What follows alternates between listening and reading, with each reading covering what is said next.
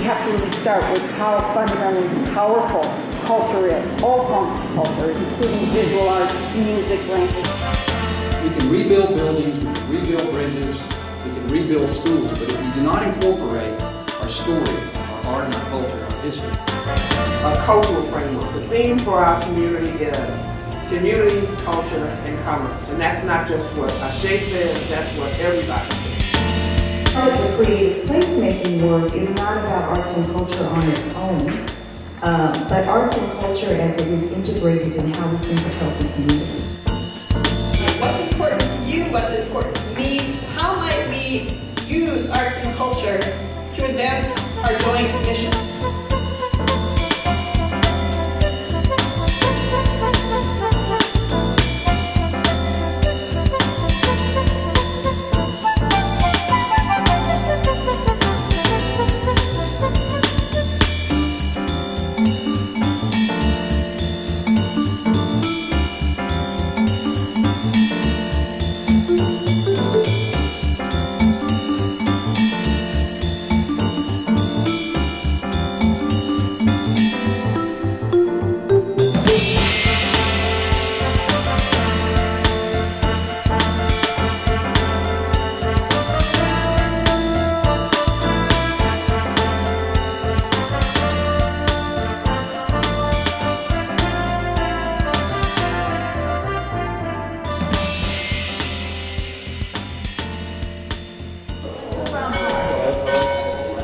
You only pulled one of the cards. You got it? You got it. Well, y'all, we have 3 new bell ringers.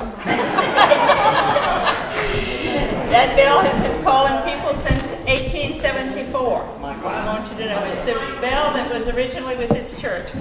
My name is Catherine St. Cyr. I work with the Washington Garden Club, and we want to welcome you to our home. This is St. John's Episcopal Church, and we have owned it since 2002.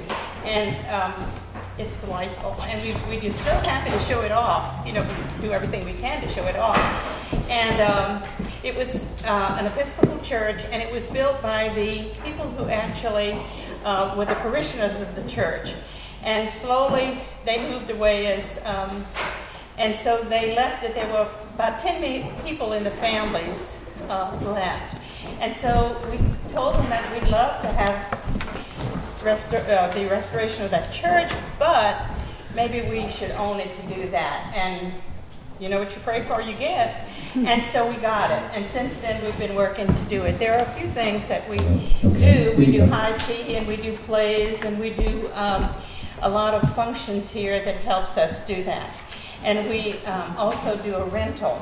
A couple of things I wanted to tell you that George asked me to tell you about, and I'll read from my script because it's been a while since I've given this little tour. But it was completed in 1874.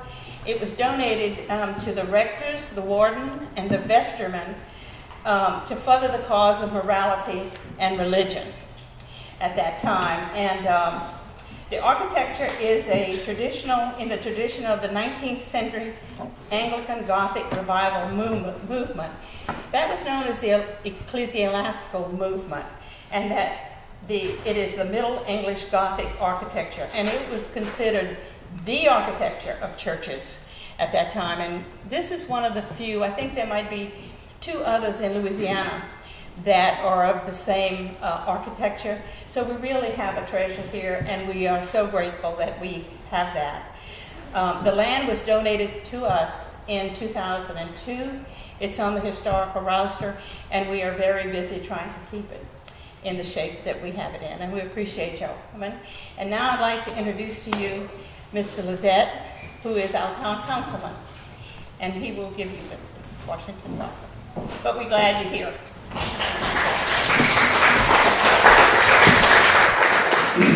Yes, I'll say good morning to everyone. Good morning. On behalf of the town of Washington, the mayor and the council, I'd like to bid you all a welcome, welcome, welcome. And if you see anything that's in you and you need it, just let us know, and we'll get Ms. Sincere to give it to you. I'd like to get an amen on that. But again, we're glad to have you all in Washington. It's very nice to have so many people with so many different ideas from our little town. And I hope that you all leave here knowing more that you knew when you came here. So if we fail, let me know, and I'll be sure that you won't have that problem again because we won't invite you all again. But I'm not a comedian, but I do a good job at it. But it's about time to sit down now, so we're glad to have you here and look to see you all in the future. Have a blessed day.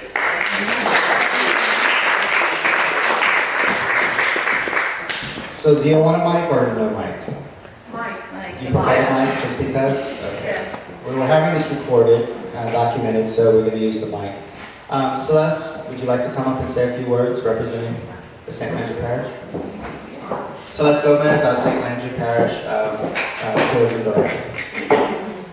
Good morning, thank you, and it's so great to be here this morning. I told them that weather like this, it really makes the town of Washington shine. You know, it shines all the time, but it's on days like this you really appreciate the gardens and the homes and things and all the wonderful assets that are here. And it's good to see so many familiar faces from years ago. Welcome back, and we're glad to see you. And those are the first-time attendees. I think you'll be well worth your time because it's a great project. And we've been here in creative placemaking now, and we've really tried to make it applicable to what we do here in St. Landry Parish. And I think we've done a good job with it, and of course there's always room for improvement though, and we're anxious to hear our speakers today and to see how we can incorporate your ideas and thoughts into what we are doing. So again, welcome, and and please come back. Thank you. Thank you, George. But, you know, when we started this a week ago, I kept trying to think of how to kind of frame this up in regards to the products that would be produced from French Week. And what I came up with was the idea of a toolbox. So I stopped at Ace Hardware in Arnaudville and I picked up a DeWalt toolbox because that was the closest thing to French that we had, and I learned that the DeWalt has nothing to do with French, but we're just going to pretend. And maybe one day Mr. Larry Bork, who's one of our artists, can make us a fabulous new toolbox that we can carry from community to community. But the idea is to basically create activities or projects that can live inside of this toolbox and that we can share from community to community. Monique talked about a little bit about the Table Française and creating an activity or a curriculum attached to each one of the French tables. And that will live inside this toolbox. So if Celeste Gomez and Eunice wants to start a French table, she can do that because she can then use the resources that are available in that box. In New Iberia, we met someone working with tourism, Jade. And Jade is actually going to work on a tourism component for Shadows on the Touch that again can live inside that toolbox and be shared between communities. To provide those French words that are necessary in order for us to be a more Francophone friendly speaking community or Francophone speaking communities. So, so that's our goal. We want to fill this up. And Marcuson said that she's going to provide information for us to put in that toolbox. And we possibly could have that translated into French also. So that way, when we read these banners, instead of saying interwoven tapestry of Louisiana French Creole, one day this will be in French, and it's just something that we can tap into. So almost like Swiss cheese type of programming where we can plug in different components into different communities. So, with no further ado, Anne, would you come up and introduce our guest speaker for today? Thanks. I'm Ann Marcuson, and I'm so excited to be here. It's been an amazing week. And I am the co-author with Ann Gadwa, Nicodemus, of the Creative Placemaking case study, or kind of framing white people, we call it, for the National Endowment for the Arts, which was an amazing experience that we had. I'll tell you about it really quickly. That we got a call when President Obama appointed a Broadway producer, and he chose a seasoned Japanese-American funder from the Rockefeller Foundation to be his deputy. They had a whole new vision for how to do arts and culture, which was to fund these projects in town that involve all over the U.S. and cities and neighborhoods that involve a partnership between some arts organization or a nonprofit and public sector organization, one of which had to be a cultural organization. And they asked us to write a framing piece. And we had 5 months and very little money. We had to do it all by phone. We wrote about Arnaudville. It was one of our 11 case studies. We didn't even get to come here, but we got beautiful pictures. We told the story, and it was one of our most effective case studies. And so we're both so thrilled to be back here. So that's me. I'm retired. I'm a retired professor, an economist by training. I've worked in city and planning all my life with departments. And I'm really thrilled to be presenting one of our really dynamic leaders in this whole area, Maria Rosario Jackson, to you. Maria, I first met when I decided to stop studying the military-industrial complex because once 9/11 happened, there was no way we were going to lower the defense budget anymore, and turned to studying artists and arts and culture. Maria was working at the Urban Institute at the time. She has a PhD in city and regional planning from UCLA. And she wrote the very most important beginning piece that really talked about artists and the needs of artists, based on a lot of groundwork and really laying out, helping people understand that being an artist, all kinds of artists, visual artists, musicians, performing artists, writers, have really different needs, very high rates of self-employment and so on than most other occupations. And this became a seminal piece in what became leveraging investments in creativity, a 10-year funded project that brought people together, much like you're doing here, from all over the U.S. that we're trying to work to really nurture artists and to create space and methods and ideas and funding sources and so on for them. And that's been very, very important. Since then, Maria has done many, many other things, and now she's a professor at Arizona State University, where she's part of a team, probably the biggest concentration of brain power and experience in the U.S. in a group that's at Arizona State University. And she's written a lot of other wonderful pieces, really exploring many of the aspects of creative placemaking, but she's going to tell you all about it. So I'm so thrilled to present Maria Rosario Jackson to you.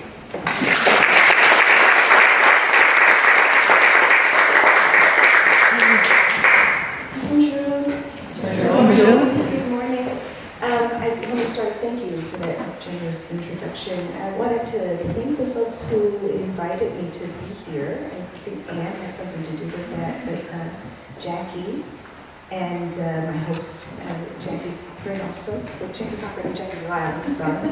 But I'm very pleased to be here with you. And I have some remarks, a few examples that I want to share with you. And then I really hope to turn our time together into a conversation. I'm eager to hear about what you're doing, what, if anything, gets your attention from some of the ideas that I'll share with you, and what you're imagining. I think that the space of imagination is such an important and liberating space, and we don't often have time to dream together. So I'm hoping that some of this morning is about, hearing what I have to say, but also an opportunity to dream together. We had the good fortune to hear a little bit about creative placemaking already from Anne, and just say a few things about the different perches from which I work. So yes, I'm a professor at Arizona State University. I have a cross appointment in the School of Design and in the College of Public Service and Community Solutions. And some people think that's odd. But it actually isn't. It's the necessary bridge between art, design, aesthetics, culture, and how we think of public good. I also work with a number of foundations around the country. Can you hear me? Can I turn this up in any way or no? So I also work with a number of foundations around the country in strategy development, and particularly with organizations that want to fund in the arts, but want to think a little differently about how that usually happens. I'm often called in to be a thought partner. And the third perch that I'll talk about a little bit is at the federal level. So I'm on the National Council on the Arts, which is the body that advises the National Endowment for the Arts that Anne mentioned. And I was an appointee during the Obama administration, and we continue to serve until you're replaced. So I'm still on that council and still active with the agency in the work related to creative placemaking and the particular funding program that Anne referenced. So creative placemaking is an evolving practice and concept, and it is exactly what Anne discussed. And another take or another iteration of creative placemaking that I use a lot on a number of different kinds of projects is that creative placemaking is a strategic integration of arts, culture, and community engaged design into comprehensive community development planning and related fields. And what that means is that the work that I've been involved with is really about integrating arts, culture, and design into other things that people don't typically associate with arts, culture, and design. So the field of urban planning, which is my background, which often has a lot to do with land use and how cities look, feel, and behave, isn't a field that has always had arts and culture or even design, although it's related, at the center of how it imagines how it operates. Similarly, community development, which is a field that is devoted to advancing opportunity and creating more equitable outcomes, particularly for communities that have been historically disenfranchised or that have suffered changes that impact their socioeconomic well-being, right? So the community development field begins to address those concerns, and figuring out how to integrate arts, culture, and design into that field is also something that I think is really important. So this is just another riff on creative placemaking as Anne and Anne originally posited it. Some key characteristics of creative placemaking from my various perches is that one, it contributes to the creation of healthy, more equitable communities where all people can thrive. There's a cross-sectoral, cross-programmatic, cross-disciplinary element to it, meaning that there's recognition that you can't deal with one issue and not recognize how it's connected to other things. So for example, if you're interested in employment is also tied to education. Education can be tied to other issues that have to do with housing, with health. All of these things are interrelated and connected. And often the way our public systems are set up are not necessarily recognizing that connection, right? They operate in silos sometimes. So the education folks are working with the education folks, the health folks are working with the health folks, the employment folks are doing what they're doing, and there isn't a lot of stitching across that would allow for more robust and appropriate responses. So part of the creative placemaking work is not about arts and culture on its own, but arts and culture as it is integrated in how we think of healthy communities. So stitched across, woven into, infused into these other things that exist and don't often see arts and culture as part or core. It relies on community engagement. So it's not something that is done for or to, but with and by. And it has impact on the ground and also systemically. And what I mean by that is that at its best, creative placemaking activity, and we'll talk about what that looks like in a minute, but creative placemaking activity has impacts in neighborhoods that you can feel and experience, but it also has impacts in systems. So the fact that a health agency now thinks about the role of arts and culture in their concept of well-being is a systemic impact, right? Or the fact that the housing field might be paying more attention to design issues when they think about affordable housing, that's a systemic impact. Does that make sense? Yes. So it's about how it lands on the ground and the systems that are responsible for that landing on the ground. So a few guiding principles, and these are ideas that came out of the work I did They continue to evolve, but they started with some of the work that I did when I was in Washington, D.C. at the Urban Institute. The Urban Institute is a public policy research organization that got started in the 1960s, and a lot of the work has been focused on program evaluation of public and philanthropic initiatives in different cities. They do a lot of work on a number of different issues, and when I was there in the Housing and Communities Policy Center, I created a segment of work that was focused on arts and culture in communities. It was called the Culture, Creativity, and Communities Program. And there were some ideas that I thought were really important in order to open up the conversation and the realm of possibilities about how arts and culture could matter in a neighborhood. And what I found was that one of the impediments to having a conversation about that was that people tended to have fairly limited and narrow interpretations of what art, culture, artists, culture bearers, what their role in places were. So these are some premises that are intended to, in some ways, expand that prism and relieve some of the constraining definitions so that we can imagine ways that are actually more expansive. So one idea is that creativity is a natural impulse and community asset from which to build. Everyone has a creative impulse. That's what we do as humans. We are educated often out of our own creativity. At some point, if you are in American schools, typically, the awe and wonder that comes with creative expression and aesthetics is something that gets removed. And increasingly, there is less emphasis as you progress through your education process on developing that part of our humanity. So often in public school systems, the first thing to be cut is arts education.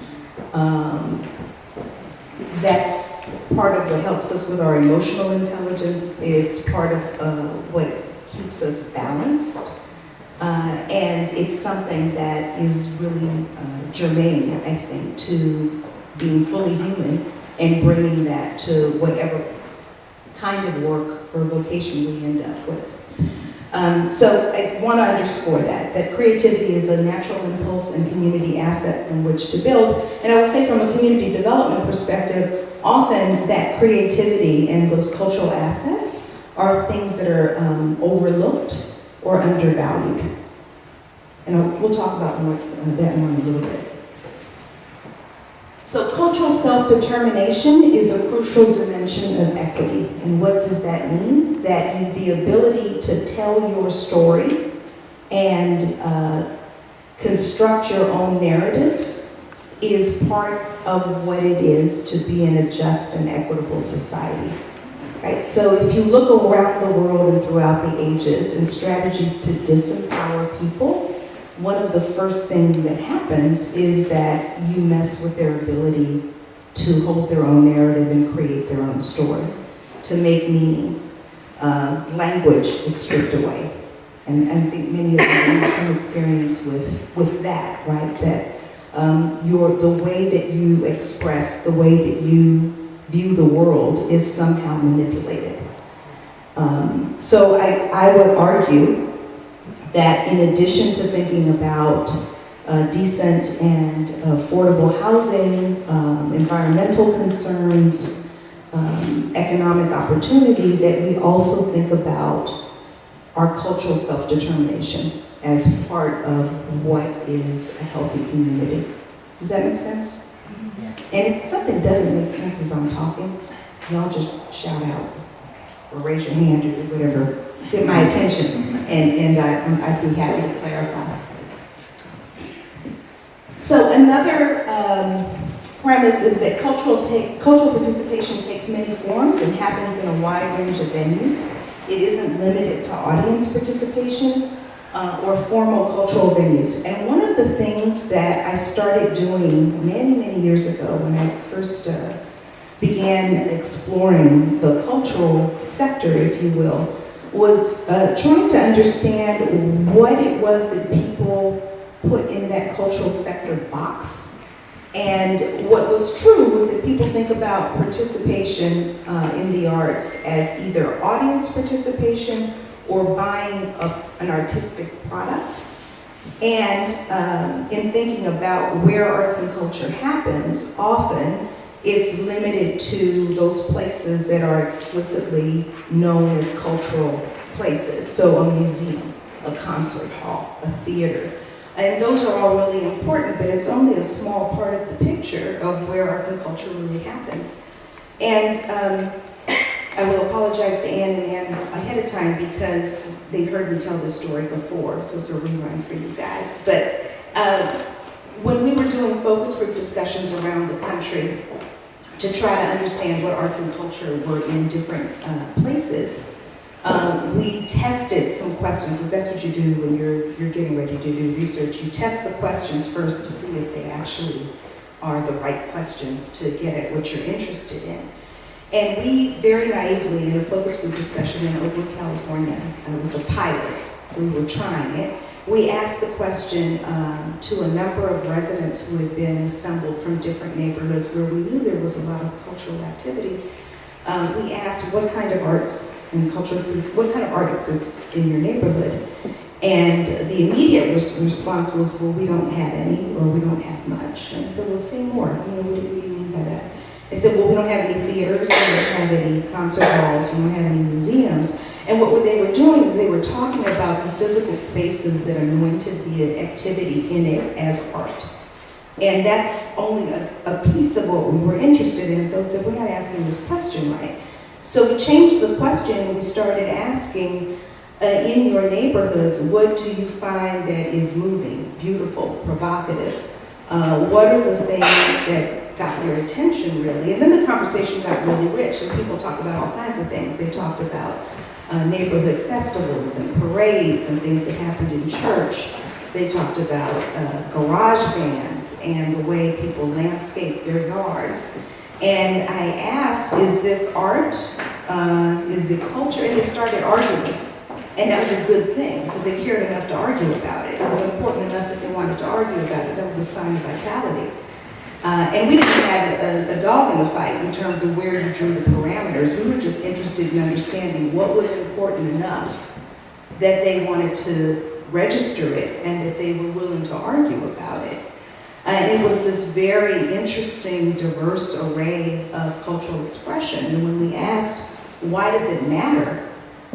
Then the conversation got even richer because it had to do sometimes with heritage or with aspiration or with very real, tangible concerns like economic development or community building, creating a relationship among neighbors, or the transmission of heritage from one generation to the next.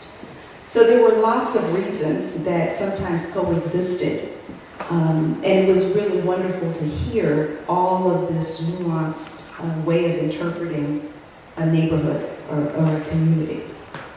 So again, broad interpretation for what participation looks like and where it happens. And again, participation has a lot of verbs that are associated with it. So it's not just about consuming or experiencing, although that's important, but it's also about making, doing, teaching, supporting, promoting, all of these other ways that people engage.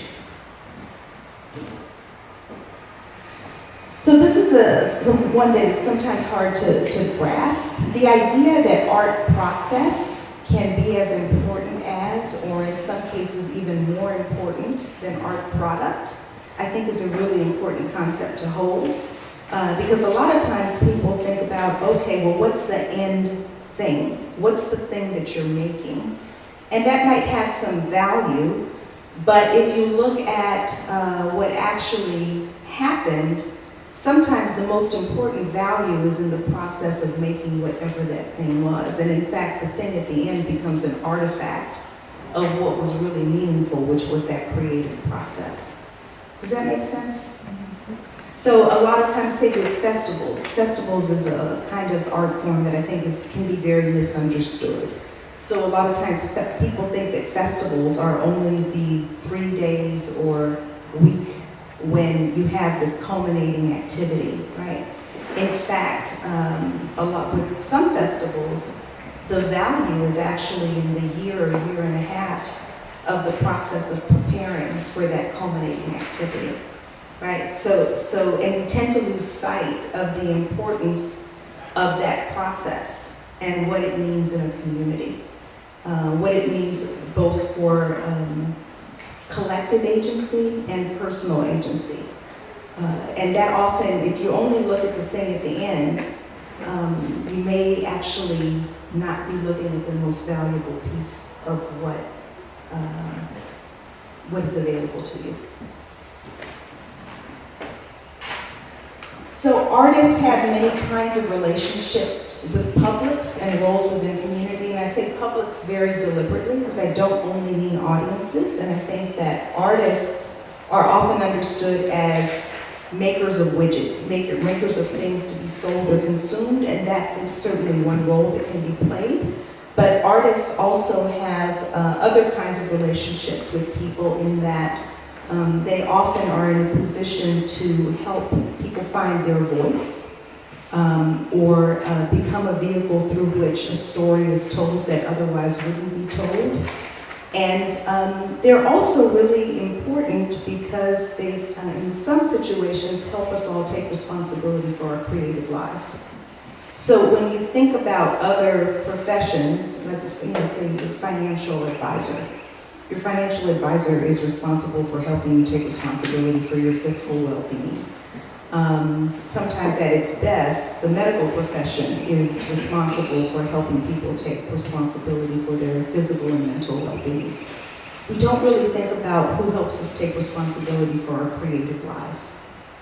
And that's often the role of artists, but not exclusively in the ways in which, as a society, we typically default to imagining how they work.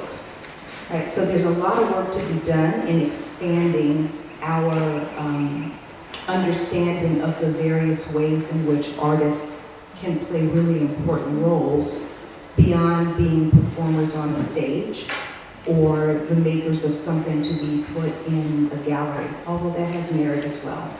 But there are many, many ways that artists can engage. And I think what you described, what you're doing, is an example, right? So arts and cultural activity is intrinsically important, period. And it can also contribute to other community issues and dynamics. So when I started this work a long time ago, and I was just getting familiar with the cultural sector, there was a big debate that I didn't quite get, that I get now, but I disagree with it. And it was that art was either important because it was art for art's sake, and that if there was any other value associated with art, that somehow that diminished its value because it became utilitarian. And from my experience, what I believe is that art is so powerful in part because it can hold multiple meanings concurrently. So yes, of course it's important, period. But it could also be important because it's contributing to youth development, or it has some impact on economic development, or it has some other meaning and catalytic value even that it can hold. And these things don't always have to be mutually exclusive. So the roles of arts and cultural activity in communities. These are some of the things that came out of research that I was doing at the Urban Institute, but also that other colleagues were doing from other perches. And the roles of arts and cultural activity in communities contribute to a number of characteristics of place or behaviors in people. And a lot of times, the primary ways in which participation manifests that's related to these outcomes has to do with active engagement in the arts. So people actually exercising their creativity and being engaged in a creative process. So what does it contribute to? It contributes to civic participation. And I would argue that sometimes collective art making or in public realms even is a kind of civic participation itself. So people think of, oh, okay, it's the thing that gets you there to vote, or it's the thing that gets you to the town hall meeting. And depending on how you're engaged, sometimes the very engagement itself is that civic participation. So the act of changing the physical character of a place, I think, has some relationship to civic engagement. But we don't typically think about it that way. Social capital, bridging and bonding capital. How many of you have heard the term social capital? Social capital really just speaks to collective ability, is the easiest way to think about that. That you have the wherewithal to do something together, right? And bridging capital has to do with creating those relationships outside of your immediate group. Bonding capital has to do with strengthening the relationships within a group that you're already a part of. But the point is that you have that capital is about the capacity to assert or to do something together. So agency, collective and individual, the feeling that you, these are related concepts, the feeling that you can accomplish something, both by yourself as well as in community. There's evidence of arts and cultural activity contributing to improvements in the physical environment. So sometimes people think of beautification, but also sometimes it's not only beautification, but the functionality of a place, right? Does it work for you? Stewardship of place. Do people have skin in the game? Is there an obligation to take care of something? Oftentimes, being part of a creative process in a place stimulates that stewardship, that sense of responsibility. Preservation of cultural heritage, the creation or affirmation of narratives of new identities that can be new. Bridging boundaries of difference. And then there's impacts that have to do with education, health, and economic development. And I have economic development in italics because that is the area where there's been most research, and it's also the way in which people make the public argument for the arts. And I would argue that that's a limited way to think about it, because as we just discussed, there are so many other attributes of and ways of interpreting how it matters, right? There's more interest now in connections to health, both from a personal well-being standpoint as well as from some of the public health field is really looking at environmental, what they call environmental determinants of health. So how is it that the place that you live is impacting your health? And oftentimes there are intersections with arts and culture related to that. And I'll show you an example in a minute.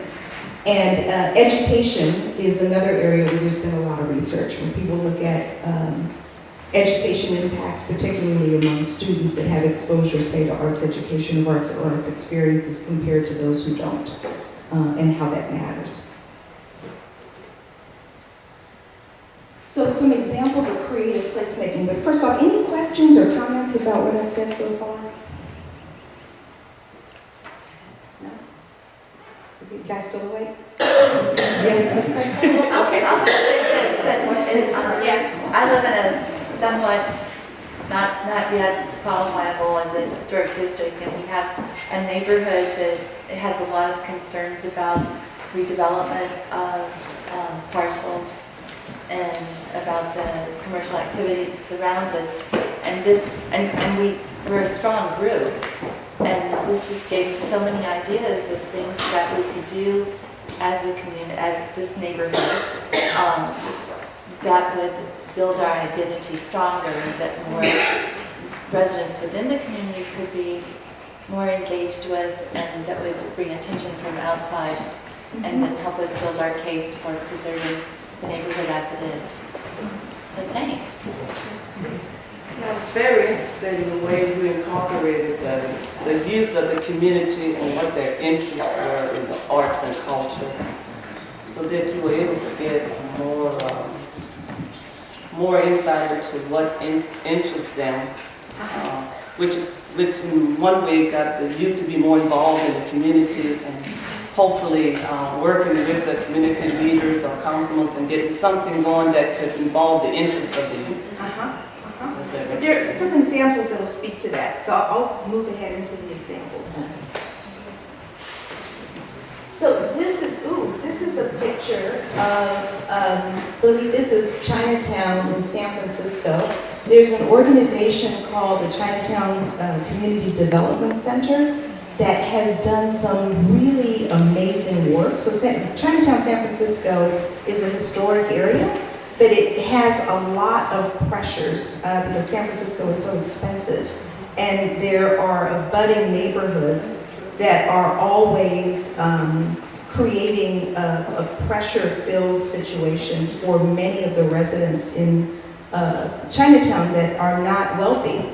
And they really are trying to hunker down and keep that place and lift up the cultural value.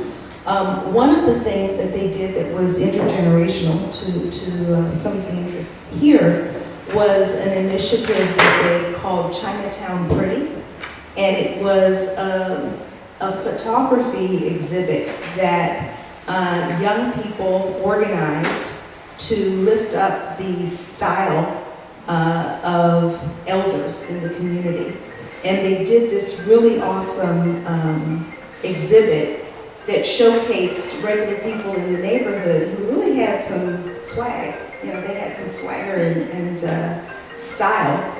And they were represented in a way that they had never been represented before.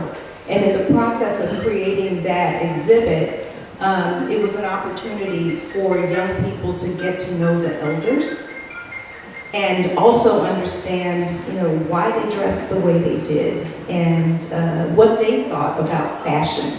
And sometimes people think that fashion is just quotidian or mundane or somehow frivolous. And it really isn't. It's choices, aesthetic choices that you're making every day, and to engage elders in a conversation about why they pick what they pick when they're trying to style was a really interesting experience for the young people. And then to see those beautiful images, I don't have the clip for that one right here, but I would encourage you, if you're interested, to look it up online. It's, again, Chinatown Community Development Center, and the project was called Chinatown Pretty. But to see the elders and for them to see themselves validated in that way and their style showcased in the neighborhood was a really important and meaningful experience. This project, Willowbrook is a project in Los Angeles. It was actually a National Endowment for the Arts funded project. Willowbrook is an area in LA that has a really negative reputation. It's adjacent to Watts. It's the Watts Willowbrook. So Watts still has the stigma of the 1965 uprisings and riots, rebellions, many things. And it's a low-income neighborhood. There's an opportunity to rethink how one frames that neighborhood. And they attempted to do cultural asset mapping using a few different approaches, some of which are fairly conventional and rely on existing data. So data that's administrative. So if there are organizations that have registered for tax purposes or are on in a database for marketing purposes or for business purposes, you can do runs and try to identify the ones that are culturally related to the cultural life, and then call those out and say, okay, this is a cultural asset assessment. Another approach might be something that it's more like an anthropologist's approach, where you're actually in the community and you're looking around and asking people about what they're interested in. This project was, in fact, an artist-driven cultural assessment process, which led to some really interesting processes and outcomes. And I'm going to share a little bit of it with you. This is a County of Los Angeles initiative with support from the NEA. And I'm trying to, how do I get to the, can you help me? Anyway, there were several things that came out of it. There was a book, there was a video, and I'm going to show you a clip from the video so you'll get a sense of what was possible with this artist perspective. The artist who did this is an artist named Roston Wu, and he was commissioned by the county to figure out how, from an artist's perspective, you would do a cultural asset assessment. And what he did was that instead of looking just to administrative data or even to an anthropologist's approach, which is really more about conversations and observation, he actually engaged residents in the creation of some projects that could showcase things that people didn't know or believe existed in Willowbrook. So this is the video that he made as part of that. That's my boy! I was born and raised in South Central LA. I'm 64 years old. I've had my own training club for the last 40 years, and I enjoy doing it. When you come inside of these gates, you're in my fantasy. Willowbrook is an unincorporated residential area in between Watts and Compton.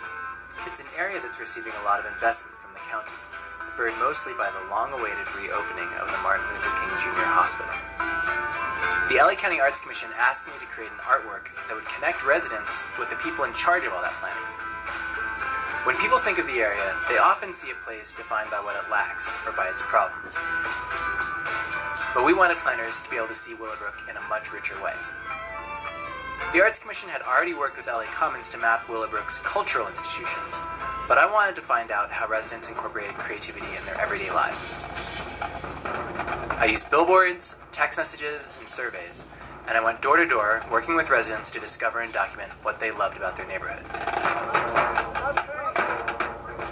I'm 32 years old. I've been living here all my life. The neighborhood always stayed up. It never ran down. Christmas, they always have contests where they decorate the houses. A lot of people take pride of what they got here.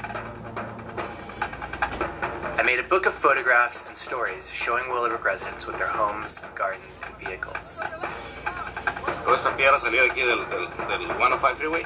Cuando lo empezaron a hacer, tiraban.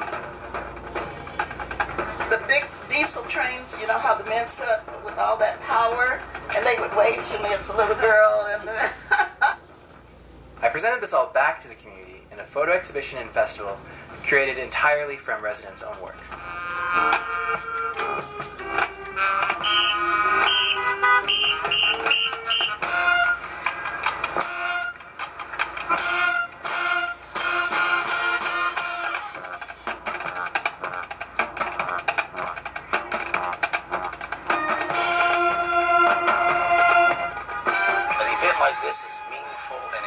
Because it brings the community together.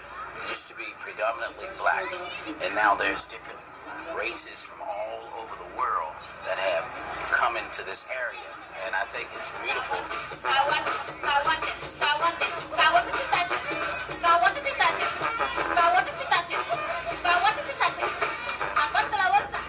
In this area of the community, it has a bad reputation. We need to see this kind of stuff on the news. You know, let's see the good stuff on the news.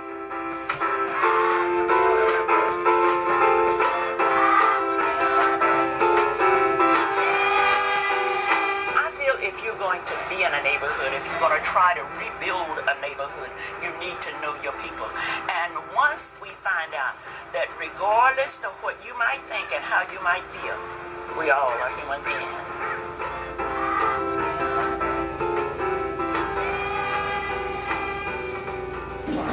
So I think interesting example. I often show this video in my urban planning classes and in classes with social workers and public health folks who are used to seeing data about neighborhoods, like what the artist initially talked about, right? So they're looking at dropout rates, they're looking at homicide rates, employment rates, etc. Not that those things don't matter, because they do. And the idea here is not to be Pollyanna-ish or paint a community in a way that, can you hear me now? Okay. That paint a community in a way that is not balanced. But I think that showing this to aspiring planners, public health professionals, community developers, it causes them to pause and think about, okay, what's the full story here and what's possible? And I often, after I show this, I ask, okay, so how does this make you behave differently as an urban planner? Or how does it make you behave differently as a public health policy person? And they may not have the answer immediately, but it puts something else on their radar to consider what possibilities could be, right? So anyway, so that's one example that might be of interest. The idea of community engaged design is something that's picking up steam also. And this is going beyond what planners traditionally do, which is get input, right? So you go to a community meeting and you're presented with 3 options and you're asked, which one do you like the best? That's fairly typical.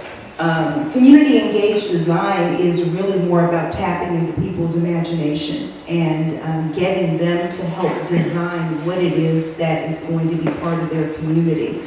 The challenge is that it can take longer. Sometimes it's more expensive, and sometimes the things that people come up with don't conform to code and zoning. So you have that to deal with. But the question is, is it worth doing? And do codes and zoning always need what they need to be? Sometimes you need to shake things up and think a little bit differently about what's possible. So community engaged design is something that we see a lot in the creative placemaking field as it evolves. There's another kind of manifestation of creative placemaking that's actually civic engagement through making art.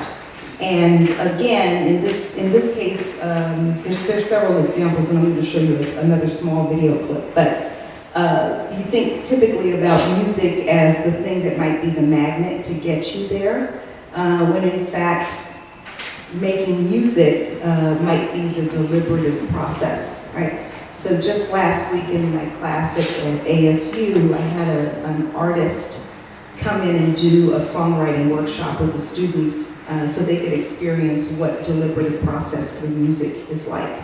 And this is Martha Gonzalez, who's wonderful. And she took them through a mini process that she does in communities with her colleagues. And they're actually deliberating policy issues as they write a song. Again, the end song is not as important as the process of deliberation to figure out what's the hook, what's the verse, why. Why is that so important? Why not this idea? Why this one? And to have that kind of dialogue in the making of music around a civic issue is just a different way of thinking about engaging, right? So I'm going to show you a little bit of this. I'm going to have to do the... I'm going to stay next to you. Okay. This is the last one. I'll show you. And how are we on time? Who did I look to? George, how are we on time? It's 11:30. You're good. Make 5-10 more minutes. Okay? 5-10 more, and then questions on the activity. Great.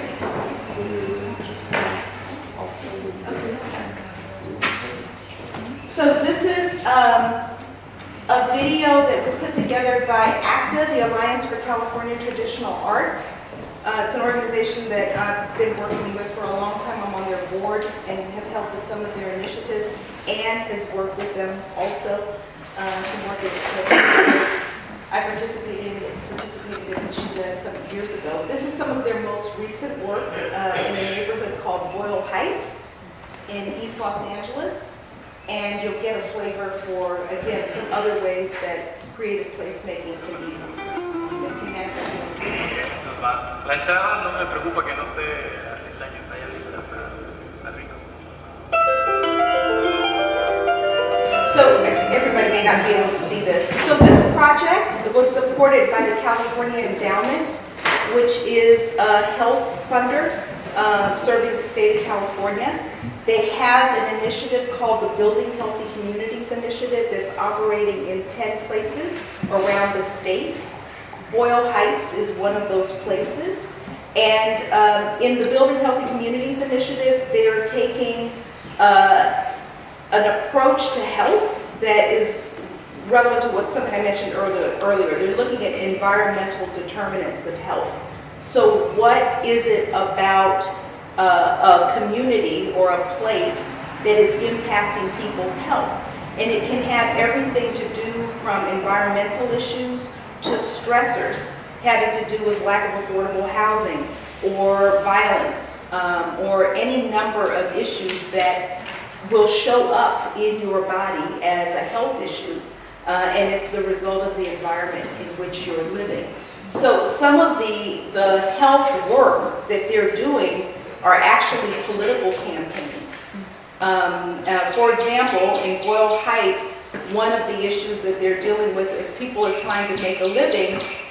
Some resort to street vending, to food, to create making food at home and selling it. Until very, very recently, a couple of weeks ago, it was illegal in Los Angeles. So they were also dealing with the pressure of doing something that wasn't sanctioned. And there has been a street vending campaign for many years to legalize street vending and make it a legitimate microeconomic development strategy, if you will. So that was part of the, we wouldn't think, well, what does that have to do with health? Well, it has to do with health and that's how people are making their livelihood. It's also a source of food, at its best, sometimes nutritious food. So it matters. But anyway, a little bit of background on what you're going to see. The Alliance for California Traditional Arts is a statewide organization that I co-founded. And we work to support traditions and communities. With ACTA, we've been thinking for a long time about the connection between traditional arts practice and health. As a result of our work, we're working with traditional artists in apprenticeship programs and in different community settings around the state. We've been working now with the California Endowment's Building Healthy Communities in 4 sites. Boyle Heights was the first place that we initiated this work. Well, I think we're really trying to partner with the community in order to create change as it relates to community health. We're trying to engage residents and young people in this work and really make sure that they're empowered to lead the social change agenda. And the endowment is essentially supporting those community leaders to do that. We started talking about how people can get engaged, how residents in these different sites have a lot of strength and resilience in terms of what they know and what they do. A lot of the communities that the California Endowment is working with are really recovering from trauma. The Building Healthy Communities Collaborative in Boyle Heights is made up of a bunch of organizations that were already doing work in Boyle Heights. So they're coming together around these specific campaigns through the Building Healthy Communities Collaborative. At East LA Community Corporation, for the last 6 years, we've engaged community residents around accountable land use and community planning. And through that work, we've seen the value in being able to engage residents using arts. So when we had the opportunity through Building Communities to be able to be part of a committee that was going to be able to spread arts more in the different campaigns, we were really excited to participate. I think it's been very valuable for us as artists to start more intentionally addressing issues of the community. We're trying to change policies and we're trying to engage people around some of the issues that matter of improving health in our community, but it's difficult to do that. It's difficult to do that when you don't understand policy, when the information that's coming at you is incredibly dry or dull or boring or just out of grasp and not within reach. And so when you introduce an art element to it, people begin to listen.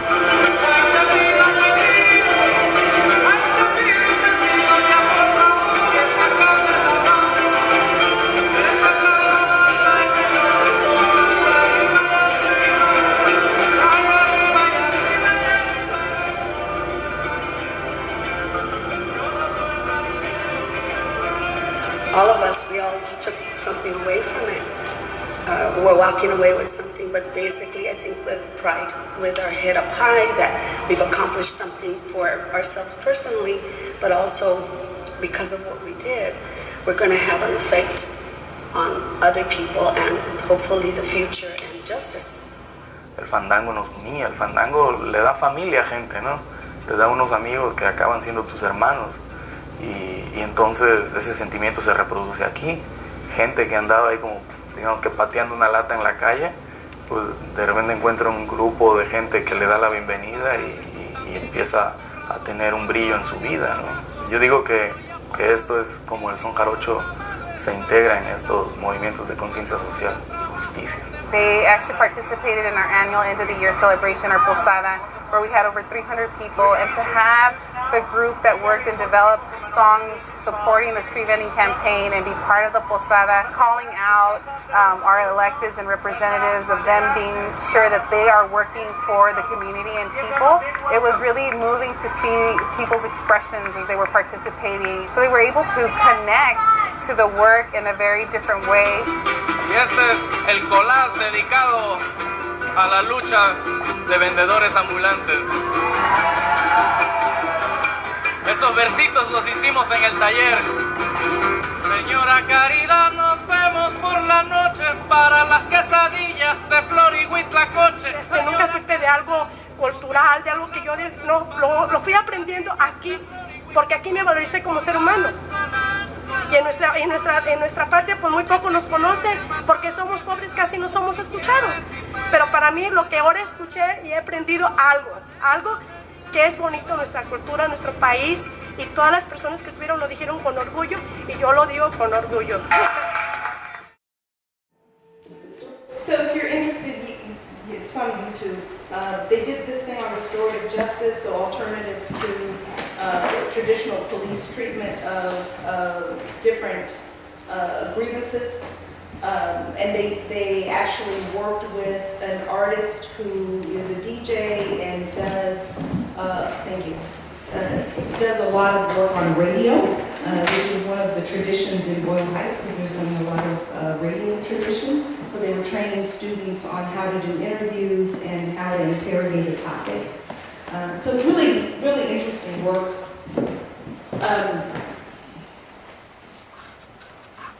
So I'm going to stop here on this slide. So creative placemaking, really quickly, some of the challenges that I see as the field evolves have to do with communication. So it manifests in communities in a lot of different ways.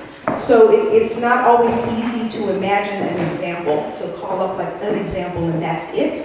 As you can see, it can show up in a lot of different ways and can have many different uses or applications. So a challenge is being succinct and clear about what it is quickly.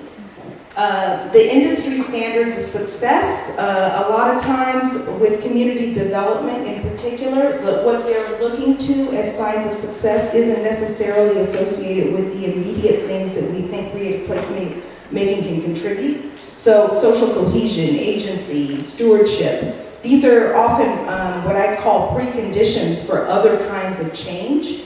But the community development field isn't looking at progress in those things or what impacts those things. They're looking further down the line without fully understanding what the change process is. That's something I'm writing about now, which is how we need to think about changing up our understanding of how change happens. The research and data to support this kind of work is still not fully developed. So there isn't a lot of ready information about the impacts of the work or off-the-shelf tools for understanding how to monitor progress. The supports for current practitioners, I think, are still also evolving. A lot of the artists who do this work, sometimes they feel lonely doing this work because there aren't a lot of peers who are doing similar work where they can push each other's practice. So those local and national communities of practice for artists are really important, but they're not fully developed. It's really important, I think, and something I'm involved in as a professor, the pipeline of next generation practitioners and policymakers who understand the role of arts and culture in these different dimensions of community. And then the last thing is sustained support for the work. How do we get people in health and community development in other fields that are not the arts to understand that they have a stake in this and that it's important to support it?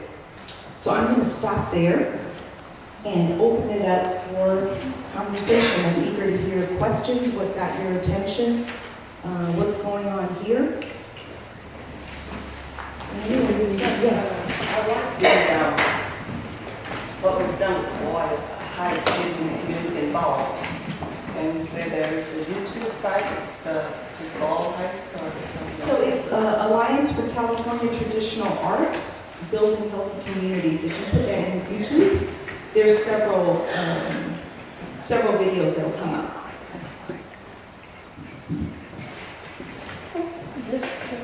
I think all the communities are probably looking for the same thing. Lafayette and some of the other communities, they have to at least get out there and show the people that they're good too.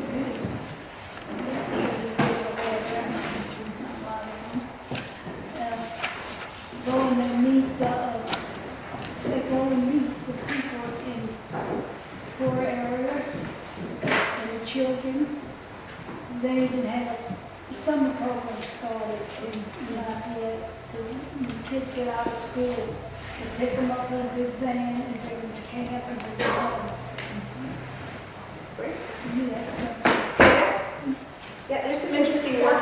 There's some interesting work with law enforcement in Alameda County, Northern California, and Oakland, where they're redefining police work to include things like what you're describing, but also developing centers for communities to come together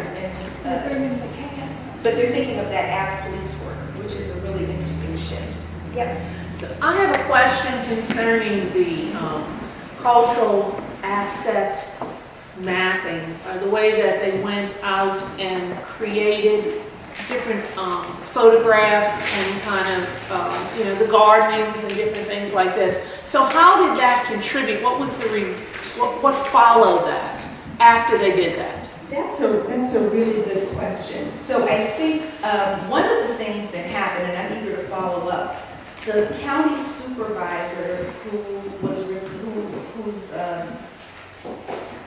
Watts Willowbrook is in his jurisdiction. From what I understand, he commissioned 2 more because he thought that they were compelling enough to have other neighborhoods in his jurisdiction featured that way.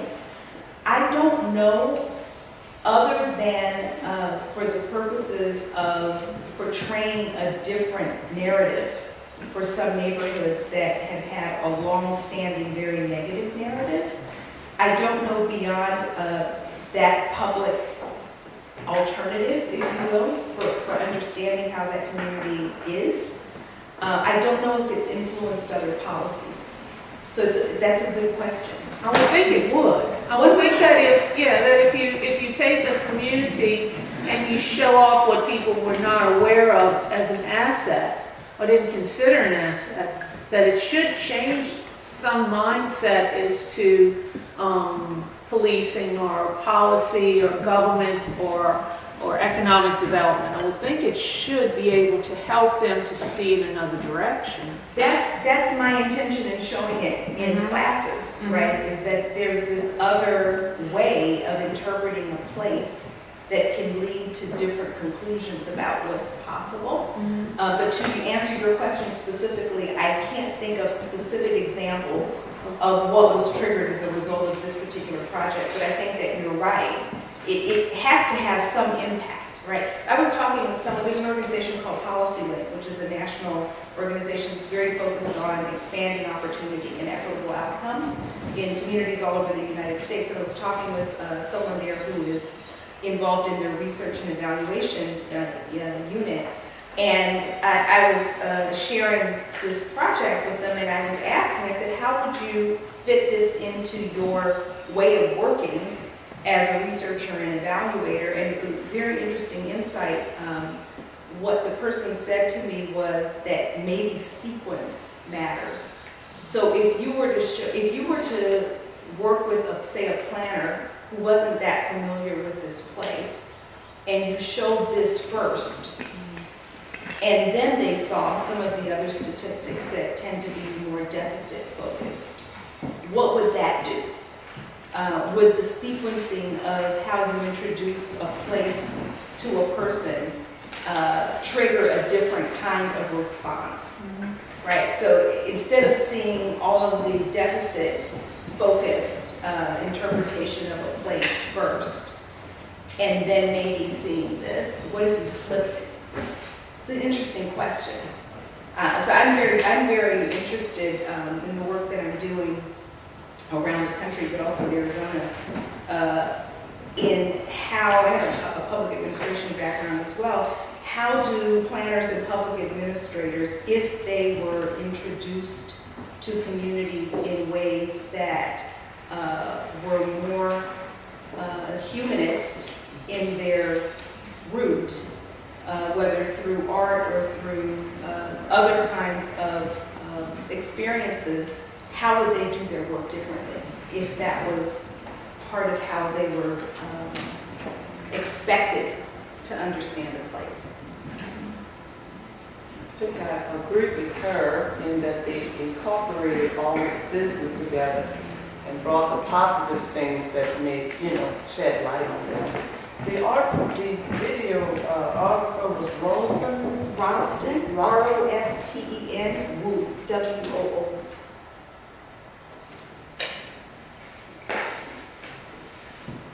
So other thoughts or questions on this? I want to say, down in South Louisiana, I think we've done a lot of that through the years. I mean, if you watch the news, just about every week, in some little town, there's some festival going on, there's some expression of art, and every town is unique. I mean, you can go 25 miles down the road to Church Point and they have a buggy festival, and there's art and murals painted that typify that. You can go way up in North Louisiana and find the Mayhaw celebration of those berries that's wild in the woods, but Louisiana has done a good job of bringing that out in art and in celebrations, and that has been, I really think this area is unique from a lot of other ports. How do you think it influences programs and policies here? If that's a real asset and a way of being in this region, how do you think it influences, say, how people in the public administration or politics, or how they go about planning for and creating policies here? Well, I was in a festival just about 2 weeks ago, right at Easter in Cottonport, which is about maybe 30 miles north from here. And they have a festival. It's one of the few places in the United States. It's called the Paquet. You knock eggs and crack, and here's a town of 2,300 people, and probably about 35 to 4,000 people were there. But there was planning. The planning starts, in January, from the town council, the people that's involved, to the vendors, to the art, to just the whole community comes together. There's one event after the next that lasts from the morning till at night, and it's unbelievable, some of the displays that's out there. I'm a pastor out there, so I had a chance to meet a lot of people and engage with the culture and that, but that's just one location. I mean, there's something every week when you go, and those same type of projects like this, but a different expression. And I think in America, even though we have many different ethnic groups and that, some people say we're a melting pot, but I think you can still have those different groups, still do those things, and yet we're still Americans, and still learn from each other.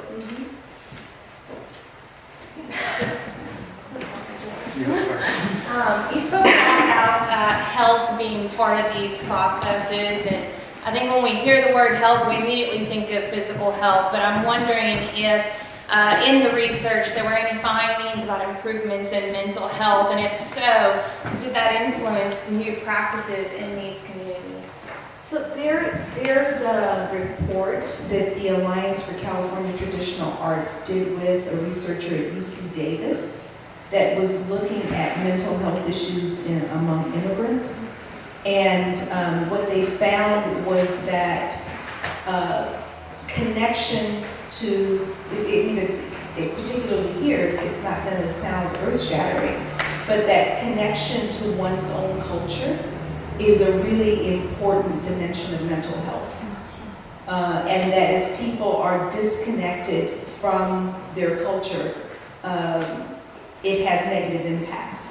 That doesn't mean that diversity is not a good thing, or that exposure to other cultures isn't important, but the ability to have one of your own and have something that you connect to and feel rooted in is a really important dimension of mental health. So that's something that came out of that study. Yes, ma'am. I'm sorry, could you repeat what the reference, the sources of that? It was if you go to the Alliance for California Traditional Arts website, there is a report, and I'm blanking on the title of it, but it is a report that was done with a researcher from UC Davis.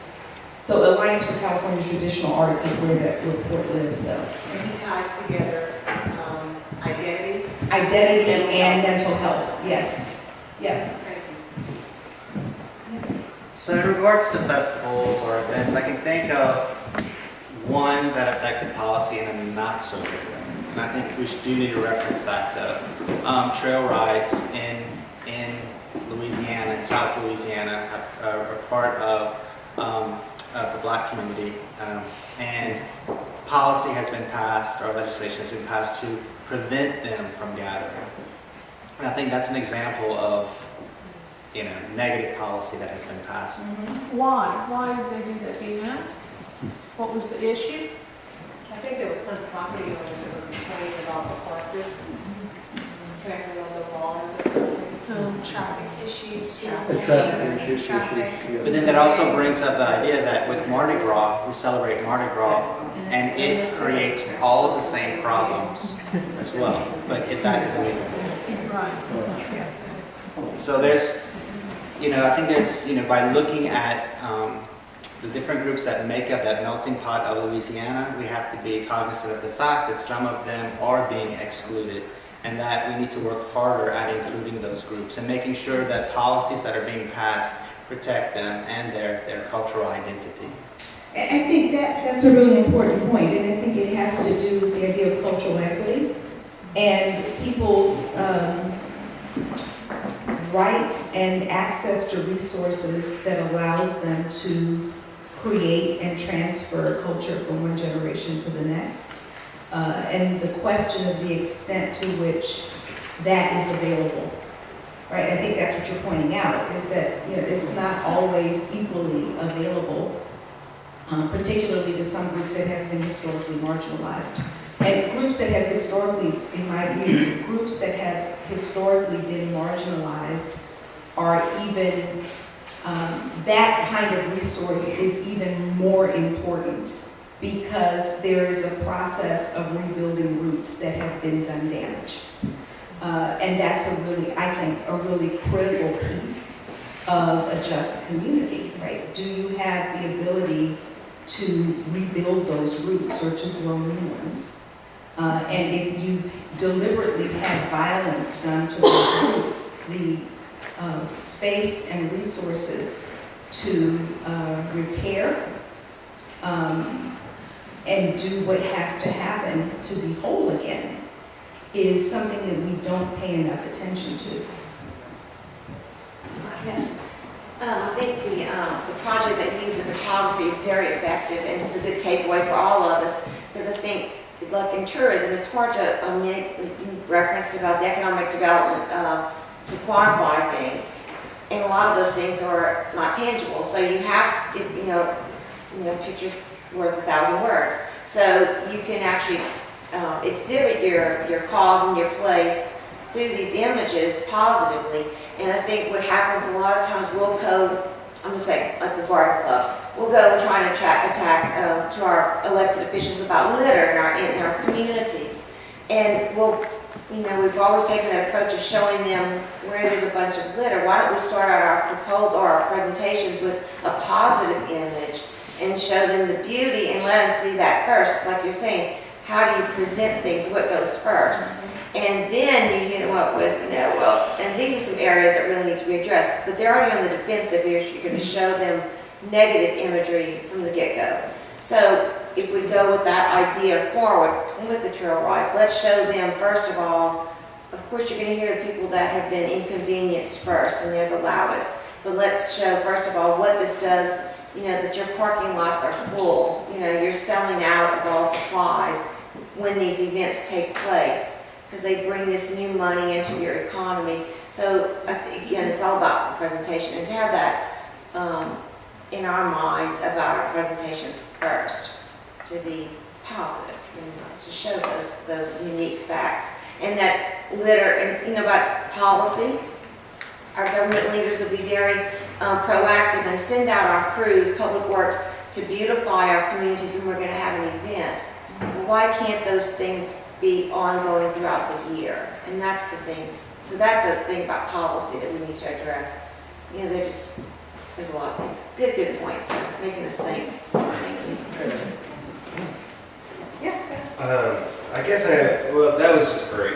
So it inspired me to write down lots of things, but I guess I Can you stand up? A couple. Do you mind standing up? Standing up? Okay. I guess I have like a couple of comments followed by a question. The first one, you have the slide that said creativity is a natural impulse and community asset from which to build. There's a whole school of evolutionary biology that believes that's the reason why humans have survived, like E.O. Wilson and his book Consilience, and I think there's a great correlation between this mindset and the way that a lot of evolutionary biologists are thinking about the fact that we learned how to cooperate through creativity together and through language and through tradition, which brings me to the next point, which is the slide with economic development that you had. I would say sustainability should be part of the conversation too, because we always think about sustainability in terms of environment, but it's also culture, right? I mean, that's a big part of like learning how we don't just become this homogenized giant economic enterprise, right? So that everybody... It's starting to surface a little bit in the U.S. It's part of many conversations at policy levels in Australia and in some parts of Canada, where there is recognition that culture is a critical element of sustainability. So yeah, I think you're absolutely right. And then that brings me to my last question, which is we often think of creative placemaking in urban settings, where it's been like highly successful, at least for examples that I know in New York and California. But I'm thinking, could you just, besides names, give like an example of successful creative placemaking in rural areas, which largely, I mean, at least for a lot of the funding agencies, they're looking more at urban environments to kind of replenish. But what about, the 49% of the rest of the population in the U.S. which lives in rural areas? Yeah, that's a really good point. There's, if you go to Art Place America, there are a number of small case examples of many different kinds of creative placemaking activities, some of which are in rural areas. Also, the National Endowment for the Arts in the Our Town, part of their website. It's exploring our town, and there's again many case studies of different kinds of creative placemaking activity, many in rural areas. I know the last batch had a very high percentage of projects in rural areas. What I actually have admired about some of the creative placemaking work that I've seen in rural areas, and admittedly most of my work has been in urban settings, is that the cross-sectoral dimension of the work in some ways seems to be more easily attained in rural areas sometimes because people are wearing multiple hats, right? So there is less division among policy areas in some ways compared to some of the urban areas that I've experienced. And maybe you guys don't feel that way here, but one of the things that I've observed is that the siloed ways in which policy and practice gets experienced or executed in an urban setting can be much less porous than some of the work that happens in rural settings. That's just my experience. I'm happy to be educated if you don't feel that way, but that's at least my observation. I will say that there's a certain kind of level of almost desperation in rural communities that forces people to want to work together. You know, we don't have a lot of times beautiful, landscape streets or street corners or beautiful buildings, so it kind of forces us to work more closely together to make it a special place. So I agree with that. Through most of my travels, and I'm yet to understand the beautiful sites that we were inherited, I find in some communities may be overlooked because of the areas that are not well kept. That seems to be a concern of mine. No matter where I go, particularly with the aging population, they start new areas, but then the areas that once was sustained or maintained is kind of not well preserved or kept up. And I feel where as the family members grow and move on to different areas, where the past was is not being maintained and beautified. And I'm not sure if community involvement is needed.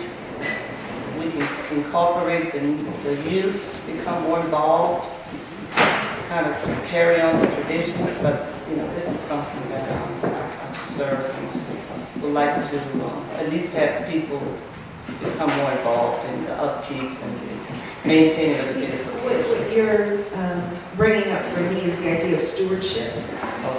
And who are the stewards, and how do you cultivate stewardship, whether it's stewardship of place or stewardship of tradition or stewardship of language? Whose job is it to do that? And a lot of times that isn't always clear or seen as important. And that, to my earlier point about some of the challenges with the community development field, stewardship isn't something that they're really looking at as a feature of a community that is worth tracking. And we also don't pay attention to what are the things that interfere with stewardship. Right? What become obstacles to people becoming stewards of something? I wanted to ask Phoebe if she would help address this. In my region, we have a lot of Native Americans, and their places have been very neglected because they're not even accessible to them because they've been on reservations, like old cemeteries and graveyards. But in recent years, thanks to the casino money and really brilliant political leadership, it's improved a lot. But Phoebe has really shared with us a lot the day we were in New Iberia, how the history of African American people. Phoebe, would you speak to your work on positions, et cetera, for us? And because I think this is very related in a way, how some people's traditions are not a part of what's celebrated. We've got Sylvia or Andy. Could you get the microphone? Yeah. Can you start sometime Sylvia or Andy? Yes, or Cape Duncan. No, we've had a lot of this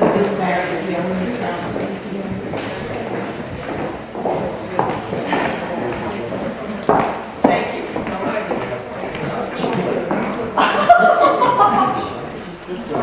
So, repeat the question for me. Okay, well, this woman raised this interesting issue about how, you know, some places of historic significance are littered or abandoned or not taken care of. And I was thinking about your work that you shared with us the other day about finding out how African-American professionals, African-American teachers, and others have been erased from the books written about, and the markers and so on. Okay, it's true, but it's also true not just in Iberia Parish, but all over, especially the Deep South. Now, as I become more and more enlightened, or woke as the kids say, I also recognize that Jim Crow practices or tactics didn't just, we're not just limited to the Deep South. They were in the North too. Now, having said that, because I'm from New Iberia, Louisiana, I was very interested in understanding what of our history has been lost. And as I told the group the other day, it started with me after I retired, going to the library as a volunteer in the genealogy room, and coming across a book that it's appropriate in a church, because I really believe that this is God's intervention, and kicking me, this is not what you're supposed to be doing, is acting like a little old lady in the library, but doing the research or the help, helping to find books. But I found this book about the great physicians of Iberia Parish, 1859, 1959, and they were all white, and they were all male. And just giving you a little historical background of what started me on this mission. And as I told the group, as a child growing up in Iberia Parish, I listened to my elders, especially my grandmothers, speak about honoring their great doctors in the 1930s and 1940s. One of my grandmothers lost a child, and that doctor, Dr. Stolens, Dr. Dorsey was that child's physician. And she was 16 when she died. But these doctors were not mentioned. And plus, I grew up in downtown New Iberia, and I knew of one black doctor who had been practicing in Iberia Parish since 1956, who practiced for over 50 years in Iberia. And he had just died maybe a couple of years before I found this book. So to me, the book wasn't right. And as I told the group, I know that there are relics of Jim Crow segregation. How many of you know anything about, how many of you experienced, not those of you who read, but how many of you experienced Jim Crow? And I don't care if you were black or white. If you were white, you experienced Jim Crow because you were taught your place. If you were black, you experienced Jim Crow because you were taught your place. So how many of you know anything about the experience of Jim Crow? And the rest of you were not brought up in this area. Okay. If you were brought up in this area, you experienced Jim Crow, because there were rules and regulations all over the place, including signs that said whites only, coloreds only, or blacks only, etc.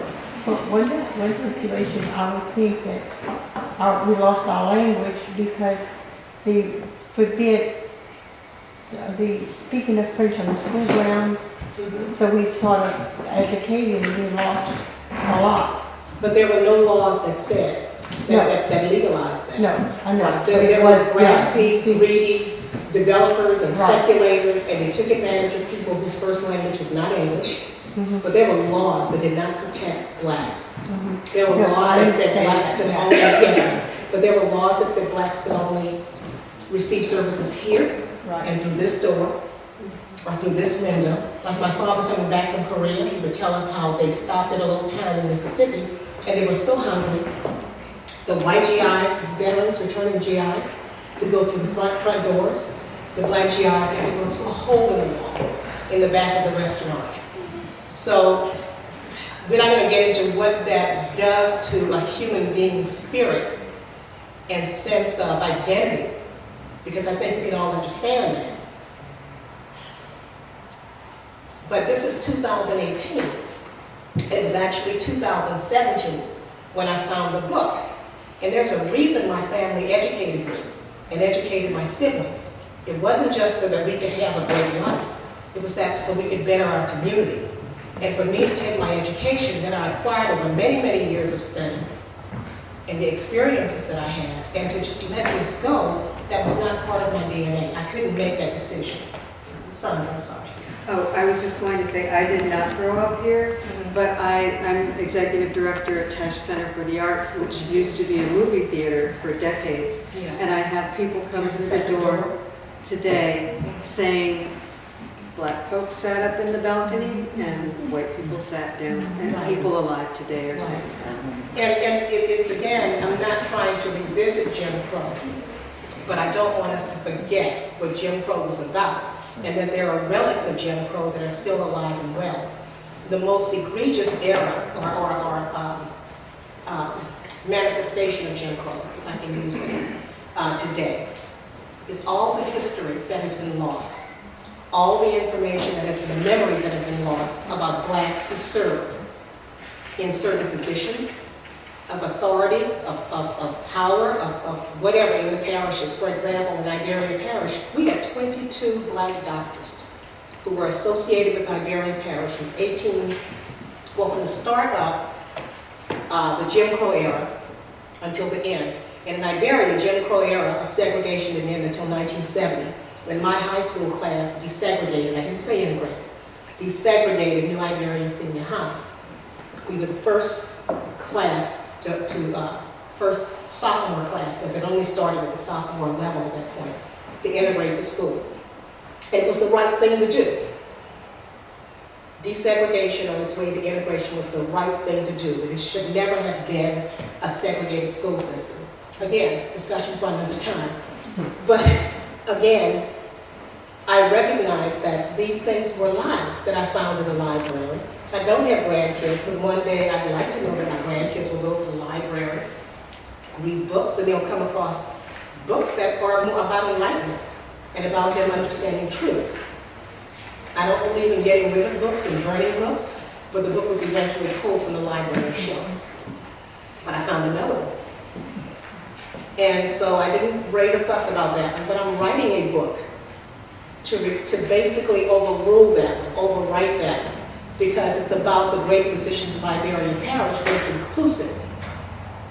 It includes those 22 black physicians. One of them was a black woman who was the first black female physician in Louisiana, and she was born in New Iberia. Her daddy, Samuel Wakefield, was our first black senator, 1874, I think it was, to 1876. Her brother was our first and only black clerk of court. And I'm going, why didn't I know any of this history? But I know that Martin Luther King, Sojourner Truth, Rosa Parks, Frederick Douglass, et cetera, et cetera. And again, this is a personal problem that I have with people giving me my heroes. I want to know who the people are in my community that I should be honoring. And I want the children to know. And I love this whole idea of identity and mental health, because I really believe that some of the social problems that we see in our communities is related to the fact that children don't know who they come from. They think that we're slaves, we're descendants of slaves, and God knows I love my ancestors. I've heard stories about them. I am so amazed at what those people could accomplish coming off those plantations, and I know the plantations they came from, I know the slave owners. I actually went to Oregon for a week and spent time with a great friend who I speak to monthly, whose ancestors owned the lines of my ancestors. And she shared plantation records and pictures of some of my people I'd never seen before. And she has some of her furniture of one of them, which she's returning to the family. So I honor her, because that's her way to make this right. She's not responsible for my people being enslaved.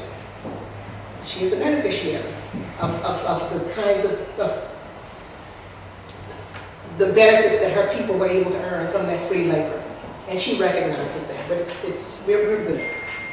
So for me, why is it that I'm 60 plus years old, 63 going on 64, and I'm just discovering a lot of this history?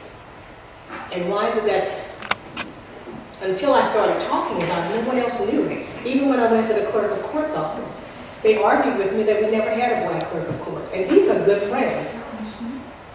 And I had to bring documentation, proof, to show my friend that this, who was over that office, that this man, A.J. Wakefield, was indeed black. And she said, Phoebe, I didn't. And then the clerk of court came out, and he brought me in the office and said, look at this.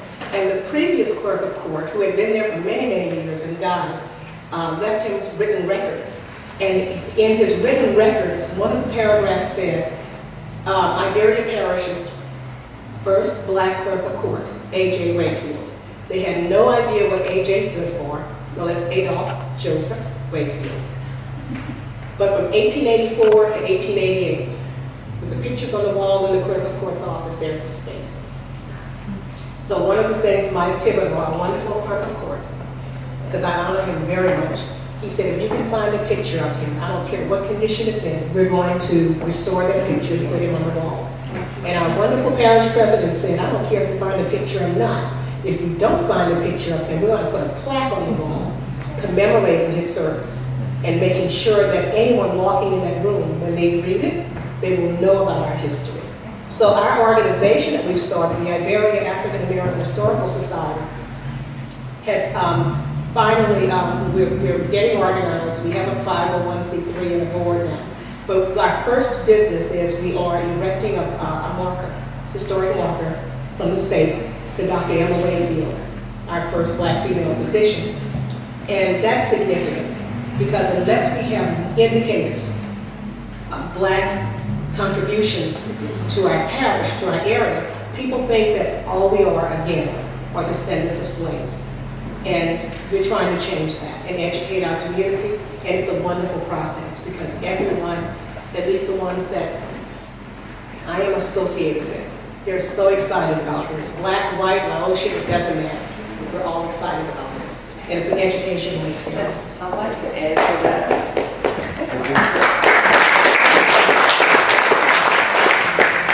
I can address to what she's saying because when you can identify the people that made significant changes in society or was inclusive, it helps to build that character and that identity in that person. And I think it brings everyone together culturally because we all do share a common experience with each other and we enjoy each other's cultural and differences that we bring to the table. It's just acknowledging what our past was about and incorporating that into the future so that the younger generation can understand where the elderly and previous generations experience in their heritage and upbringing. So thank you, Phoebe, for sharing that information. Thank you so much. You want to do a closing? Just the last thing. Thank you, Phoebe, for those remarks. That was really important. And just to reiterate something I said really early on, to me, a community's capacity to address basically erasure, the willful erasure of history or the manipulation of multiple narratives. I think the ability to address that and to have people control their own narratives is part of what makes for a healthy community. And it's not sufficiently on our radar of things to look for when we're looking for what are the characteristics of places where all people can thrive. So I would close with that.